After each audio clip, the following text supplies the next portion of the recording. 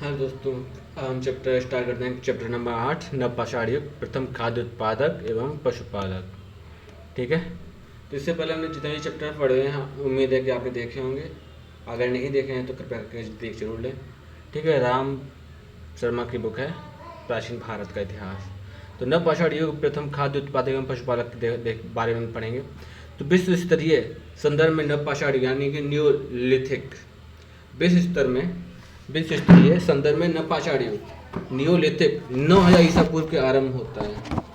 Neolithic की as period है 9000 ईसा पूर्व, यानी कि ईसा मसीह से के जन्म से 9000 ईसा पूर्व, मतलब ईसा मसीह के ऐसे जन्म से पहले की बात है।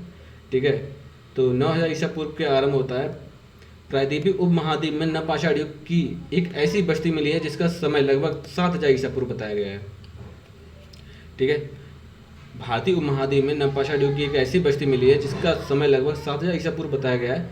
यह पाकिस्तान के बलूचिस्तान नामक प्रांत में अवस्थित मेहरगढ़ में है। ठीक है। आपने मेहरगढ़ के गढ़ के बारे में काफ़ी कुछ सुना होगा। इनफैक्ट आपने कुछ पढ़ा भी होगा। हड़प्पा सभ्यता में मेहरगढ़ का एक बहुत अच्छा स्थान रहा है। ठीक है। तो हड़प्पा सभ्यता में मेहरगढ़ से काफ़ी चीज़ें प्राप्त हुई हैं। और ये आज प्रेजेंट टाइम में भारत में नहीं, सॉरी, पाकिस्तान के बलूचिस्तान में प्रांत में स्थित है। मेहरगढ़ बलूचिस्तान के ब्रेड वास्केट नाम से प्रसिद्ध कोची मैदान में बोलन नदी के तट पर अवस्थित है। ठीक है। तो ब्रेड वास्केट नाम से प्रसिद्ध कोची मैदान में बोलन नदी के तट पर स्थित है। जो मेहरगढ़ है वो एक बोलन नदी है, उसके तट पर। अगर क्वेश्चन ऐसा पूछा जाए कि मेहरगढ़ किस नदी के किनारे है, तो ऑफकोर्स मेहरगढ़ बोलन नदी के किनारे है। ठीक है। बोलन नदी का तट है जिसके तट पर एक ब्रेड वास्केट नाम से एक कोची मैदान है। उस कोची मैदान के पास में मेहरगढ़ स्थित है। और जो मेहरगढ़ भारत पाकिस्तान के बलूचिस्तान प्रांत में है। ठीक है। तो आगे बढ़ते हैं। यहाँ के प्राचीनतम निवासी पशुपालन करते थे। ठीक है। और अनाज उपजाते थे, लेकिन 5550 ईसा पूर्व से लगभग बाढ़ों के कारण वे तबाह हो गए। जो यहाँ के जो प्राचीन निवासी थे वो पशुपालन भी करते थे और अनाज भी उत्पादन करते थे, लेकिन जब बाढ़ की स्थिति ऐसी हुई कि बोलन नदी में बाढ़ आ गई, जिसकी वजह से आती भी रही। ठीक है। कुछ समय तक रुकी, लेकिन फिर बाद में फिर से ये सिलसिला चलता रहा और वहाँ पर फिर ये जो फसल है वो बर्बाद होती गई। ठीक है।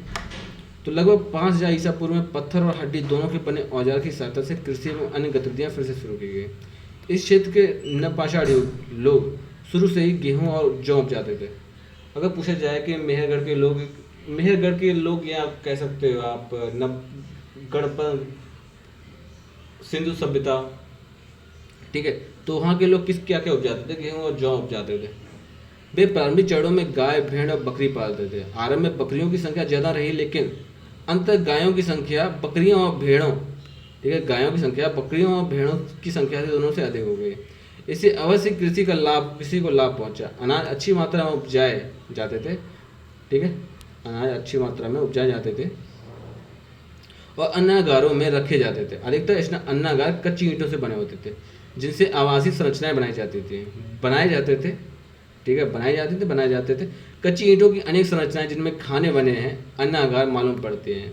4500 से 3500 ईसा पूर्व में के काल में कोची मैदान क्षेत्र में सिंधु नदी के मैदानी क्षेत्र तक कृषि का पर्याप्त विस्तार हुआ है। 5000 ईसा पूर्व तक लोग चाक से मृदवान नहीं बनाते थे, लेकिन 4500 ईसा पूर्व के बाद कुम्हार के चाक की जानकारी हो गई थी। मिट्टी के बर्तनों की संख्या तेजी से बढ़ी और उन पर चित्रकारी होने लगी।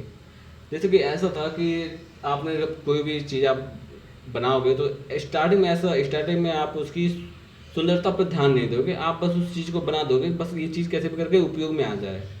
ठीक है। लेकिन उस टाइम जो लगभग 4500 से 3500 की बात है, उस टाइम जो कुम्हार का जो चाक होता है जिसको गोल गोल घुमा के बर्तन बनाए जाते थे, उसका विस्तार हो गया था 4500 से 3500 के बीच का। ठीक है। जब उसका विस्तार हो गया तो फिर, या उसका आविष्कार हो गया तो फिर लोगों ने क्या किया कि लोगों ने बर्तन बनाने शुरू किए। जब लोगों ने बर्तन बनाने शुरू किए तो फिर उन्होंने उसकी सुंदरता का भी विशेष ध्यान दिया, क्योंकि जब जो चीज़ सुंदर होगी वो चीज़ ज़्यादा खरीदी जाएगी। ठीक है।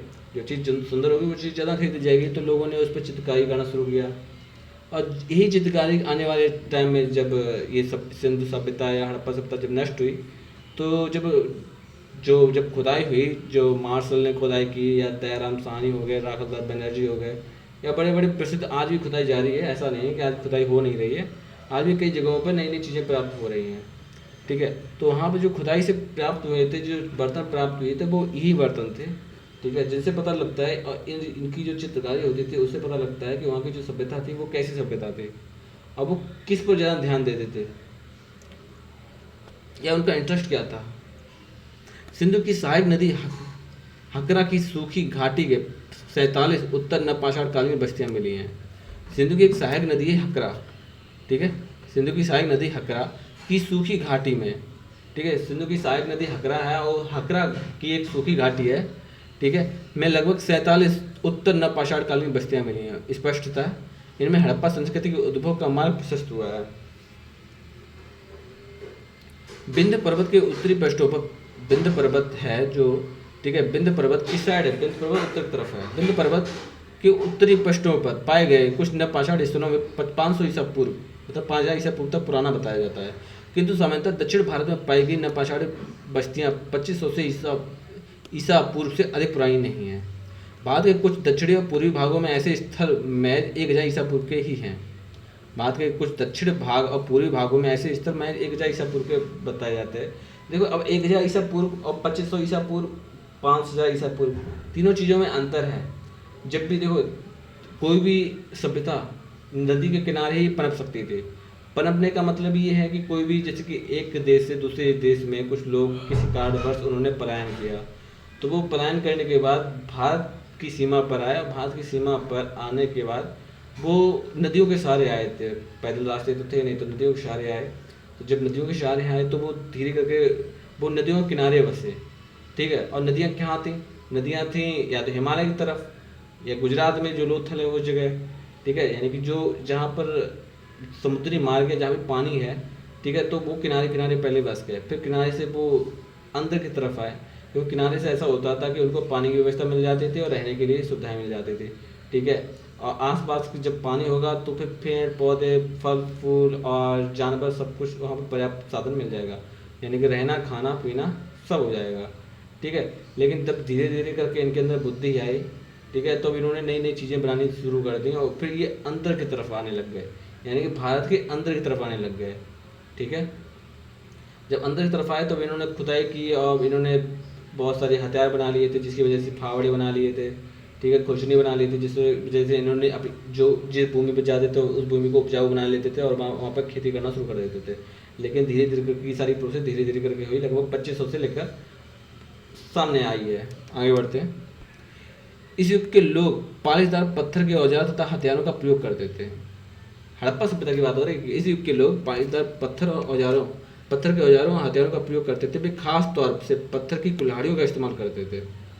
ठीक है, वो खास तौर पर पत्थर की कुल्हाड़ियों का इस्तेमाल करते थे। अब पत्थर की कुल्हाड़ियाँ भी अलग अलग तरह की होती थी। एक तो कोई कुछ ज़्यादा मोटी होती थी, यानी कि उसमें बड़ा पत्थर लगा होता, तो कुछ पर छोटा पत्थर लगा होता था। ठीक है, तो ये सब चीज़ें थी। अब बड़े पत्थर को उठाने के लिए ज़्यादा ताकत लगानी पड़ती थी और छोटे पत्थर को उठाने के लिए थोड़ी कम मेहनत लगनी पड़ती थी। अब वो आसानी से एक जगह से दूसरी जगह लेके भी जा सकते थे, क्योंकि आप पहाड़ का ज़्यादा वेट होगा नहीं।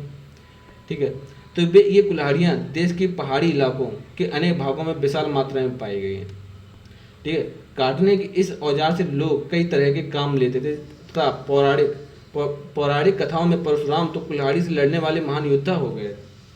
ठीक है, जैसे कि आपने सुना होगा भगवान परशुराम, जिन्होंने क्षत्रियों को बताया जाता है कि इन्होंने कई बार भूमि को क्षत्रियों से विहीन कर दिया था।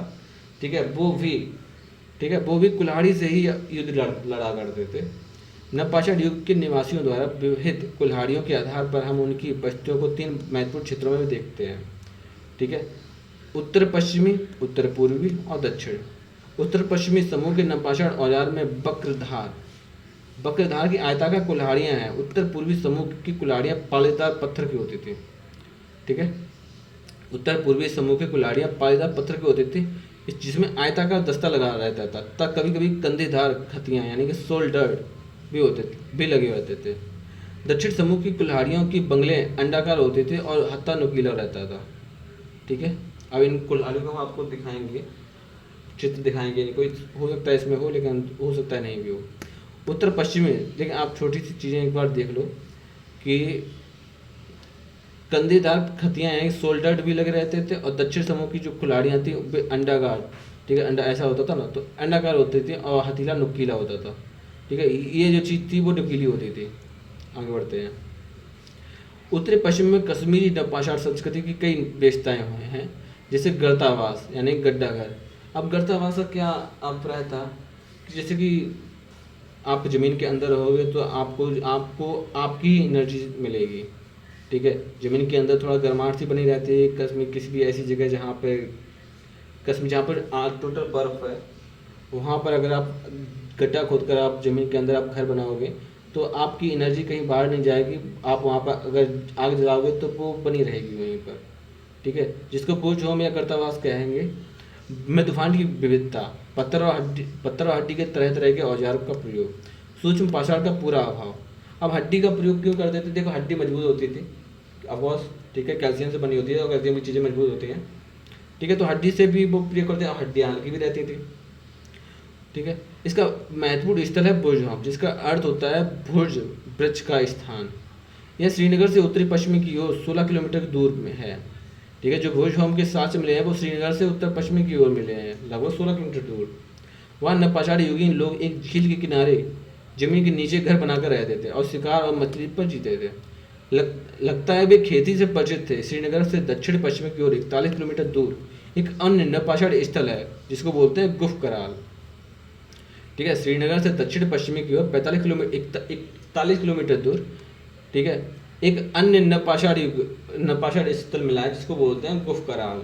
बुर्जहोम 14, ठीक है, श्रीनगर से 14 किलोमीटर दूर, और जो गुफ कराल है वो 41 किलोमीटर दूर है, जहाँ के लोग कृषि और पशुपालन का धंधा करते थे। कश्मीरी में नवाचार युग लोग न केवल पत्थर के पालीदार औजारों का प्रयोग करते थे, अपितु वे हड्डियों के बहुत सारे औजार और हथियारों का भी प्रयोग करते थे, ठीक है। आगे बढ़ते हैं। भारत में चिरान ही एक स्थान है जहाँ हड्डी के उपकरण पाए गए हैं। यह स्थान गंगा के उत्तरी किनारों में पटना से 40 किलोमीटर पश्चिम में है। यहाँ के उपकरण हरिण सींगों के हैं और परवर्ती नवाचार प्रवेश में 100 सेंटीमीटर वर्षा वाले क्षेत्र में पाए जाते हैं। यहाँ बस्तियाँ इसलिए संभव हुई हैं कि गंगा, सोन, गंडक और घाघरा इन 4 नदियों का संगम स्थल होने के कारण यहाँ खुली जमीन उपलब्ध थी। पर यहाँ की नवाचार संस्कृति में पत्थर के औजार की कमी ध्यान देने योग्य है। बुर्जहोम के लोग रूखड़े दूसरे मृदुवांडों का प्रयोग करते थे। बुर्जहोम के जो लोग थे वो रूखड़े दूसरे मृदुवांडों का प्रयोग करते थे। ये रोचक बात है कि यहाँ कब्रों में पालतू कुत्ते भी और मालिक के शव के साथ दफनाए जाते थे, ठीक है। जो बुर्जहोम होता था वहाँ पर अगर कोई किसी भी व्यक्ति की मृत्यु हो गई है तो उसकी सबसे प्यारी चीज़ उसका कुत्ता, क्योंकि वो कुत्ते वफादार होते हैं और वो मालिक का साथ कभी नहीं छोड़ते हैं, ऐसा माना जाता है। तो इसलिए कुत्ते का शव उसके मालिक के शव के साथ दफनाया जाता था, ठीक है। और कश्मीर यानी कि बर्फ़ जैसी जगह पर खोद के दफनाया जाता था, तो उनकी जो लाशें थी वो सड़ती नहीं थी, वो काफ़ी टाइम तक वैसी बनी रहती थी। आज भी काफ़ी जगह पर आपने देखा होगा कि एक इंडियन सोल्जर है, आर्मी का एक जवान है जो बर्फ़ में जब दबा था और काफ़ी टाइम से दबा था, ठीक है, और उसकी लाश मिली है और शायद काफ़ी टाइम पुरानी, ये 1947 से भी ऊपर की बात है, मतलब उस टाइम पे मरा होगा और बर्फ़ में दबा था, मरा हुआ ही दबा था, और फिर उसको निकाला गया। जब पता लगा कि इस जगह पर लाश है कोई, तो उसको काटा, उस बर्फ़ को काटा गया और उसी बर्फ़ को उसके घर पर पहचान की गई। क्योंकि उसकी पहचान कैसे हुई? क्योंकि उसके जो लगा होता है ना कपड़े वपड़े पर सबको लिखा होता है कि नाम, फिर उसको ढूंढा गया, इस तरह से उसके घर पे लेके आया गया था, फ्रिज में रख कर, जिससे कि उसकी लाश गले ना। आगे बढ़ते हैं। पालतू कुत्ते को उनके मालिक की कब्र में दफनाने की प्रथा भारत के किसी अन्य भाग में नवाचार युग लोगों में शायद नहीं थी। बुर्जहोम बांसवास की सबसे पूर्व की तिथि 27 ईसा पूर्व है, किंतु चिरान में मिली हड्डियों की तिथि 2000 ईसा पूर्व पहले नहीं रखी जा सकती है, और संभवतः यहाँ के औजार पछेती नवाचार के हैं। नवाचार युग के लोगों का दूसरा समूह दक्षिण भारत में गोदावरी नदी के दक्षिण में रहता है। नवाचार युग के लोगों का दूसरा समूह दक्षिण भारत के गोदावरी नदी के दक्षिण में रहता है। वे लोग आमतौर पर नदी के किनारे ग्रेनाइट की पहाड़ियों के ऊपर या पठारों पर बसते थे। वे पत्थर की कुल्हाड़ियों का प्रयोग और कई तरह के प्रस्तर फलकों का भी प्रयोग करते थे। पक्की मिट्टी की मृत्तिकाएं फिगरेस से प्रकट होता था कि वे बहुत से जानवर पालते थे। उनके पास गाय, बैल, भेड़ और बकरी होती थे।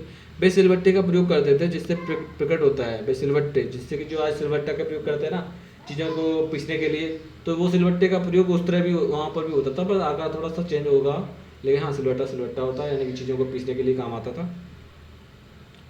ठीक है, वे अनाज पैदा करना चाहते थे। तीसरा क्षेत्र जहाँ नवपाषाण युग के औजार मिले हैं, तीसरे क्षेत्र जहाँ नवपाषाण युग के औजार मिले हैं, असम की पहाड़ियों में पड़ता है। नवपाषाण औजार भारत के उत्तरी पूर्वी सीमा पर मेघालय की गारो पहाड़ियों में पाए जा गए।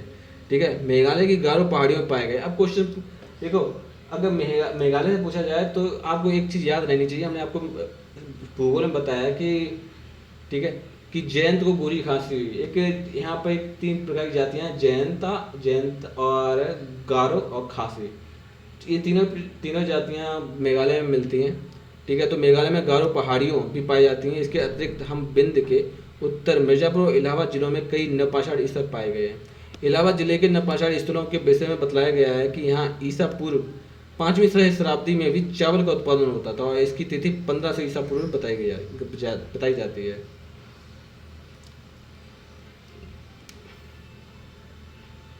जिन पर नवपाषाण स्थलों का या नवपाषाण परतों वाले स्थलों का उत्खनन हुआ है, उनमें प्रमुख है कर्नाटक में मस्की, ब्रह्मगिरी, हल्लूर, कोटकल, पिकलाहल और संगेनकल्लू, टी नरसीपुर और तैकलकोट, और तमिलनाडु में पयमपल्ली। उतनूर आंध्र प्रदेश का महत्वपूर्ण नवपाषाण स्थल है।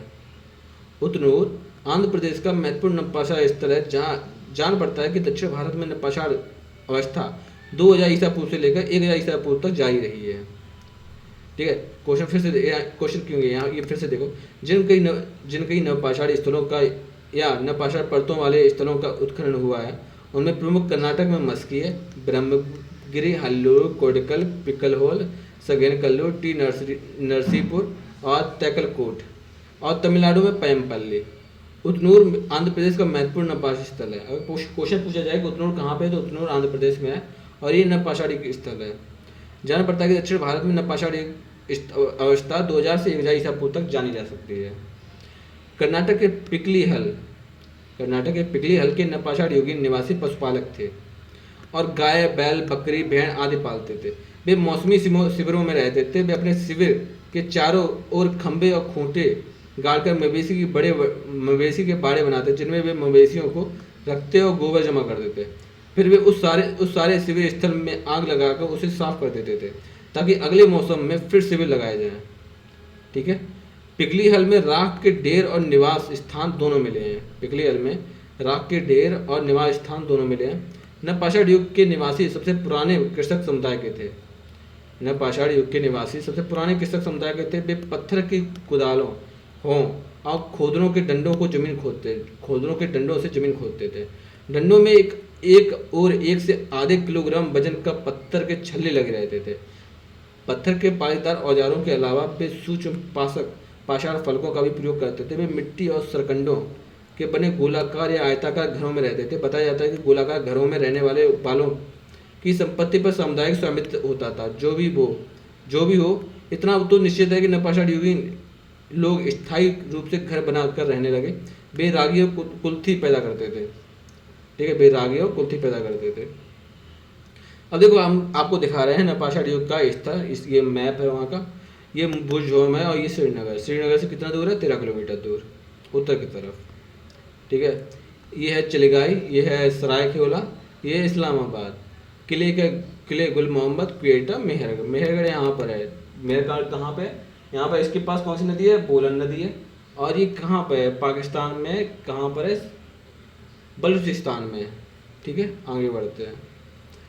ठीक है, चिरांद कहाँ पर है, चिरांद पूरब की तरफ है और चिरांद इस जगह पर है, पटना की तरफ। ठीक है, माल तारू, गुवाहाटी, मरकडोला, ठीक है, बर्डी, कुची और भुवनेश्वर, नागार्जुनकोंड, चेन्नई, पारमपल्ली, टी नरसीपुर, ब्रह्मगिरी, सगनकल्लू, मस्की, उतनूर कहाँ पे, आंध्र प्रदेश में, कोडक्कलम और तन्नुकोड और हल्लू, ये सब दक्षिण भारत के स्थल है, नवपाषाणिक स्थल। ठीक है, आगे बढ़ते हैं।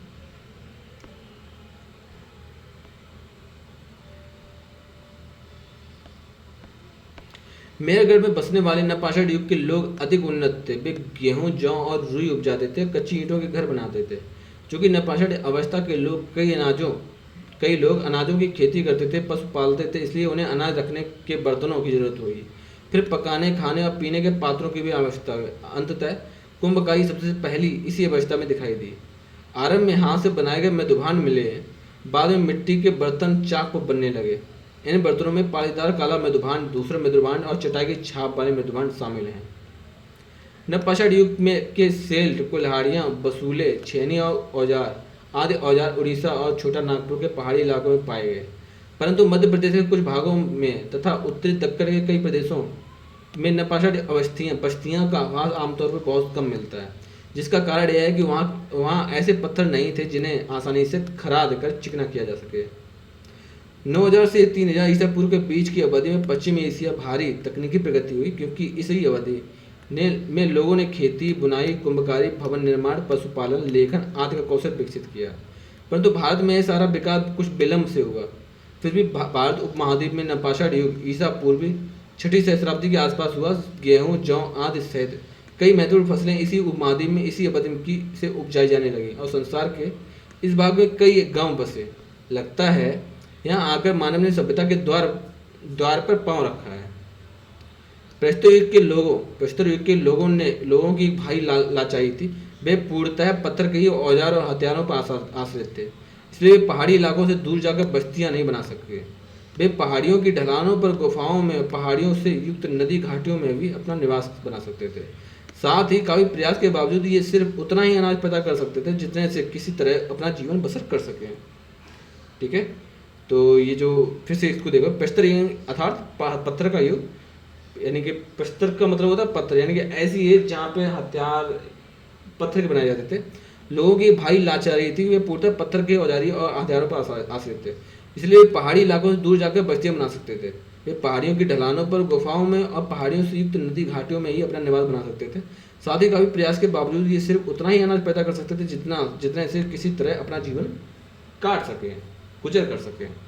अब कालक्रम यह है कि 9000 ईसा पूर्व तो पश्चिमी एशिया में नवपाषाण युग की शुरुआत हुई थी। 7000 ईसा पूर्व में भारतीय उपमहादेश में नवपाषाण बस्ती बनी। 5000 ईसा पूर्व में बिंद के उत्तर में नवपाषाण स्थल आया। उसके बाद 4500 ईसा के बाद कुम्हार का चाक बना, जिसकी वजह से बर्तन का निर्माण हुआ और बाद में इन्हें सुंदर बनाने के लिए इन पर कलाकारी की गई। 2700 ईसा पूर्व में कश्मीर में नवपाषाण की प्राचीन बस्तियों की प्राचीनतम तिथि प्राप्त हुई। उसके बाद 2500 दक्षिण भारत में प्राचीन नवपाषाण बस्तियां मिली हैं, जैसे कि तारतुल्लम, आंध्र प्रदेश, सब। ठीक है, 2000 ईसा में चिरांद के नवपाषाण अवस्था की प्राचीन तिथि मिली है। चिरांद कहाँ किसके पास है? पटना के। और 1000 ईसा पूर्व में दक्षिण और पूर्वी भारत के नवपाषाण बस्तियों के नवीनतम साक्ष्य मिले 1000 ईसा पूर्व के। ठीक है, तो हमारा चैप्टर नंबर 8 क्लियर हुआ है। अगर आपने नहीं देखा तो प्लीज़ देख लें और सब्सक्राइब करना और लाइक करना बिल्कुल भी ना भूलें। आपकी सब्सक्रिप्शन और आपका लाइक, कमेंट भी सब हमें हमारे अब से मोटिवेशन मिलता है, तो कृपया करके देख लें। नेक्स्ट क्लास में फिर मिलते हैं। अभी तक के लिए बाय बाय।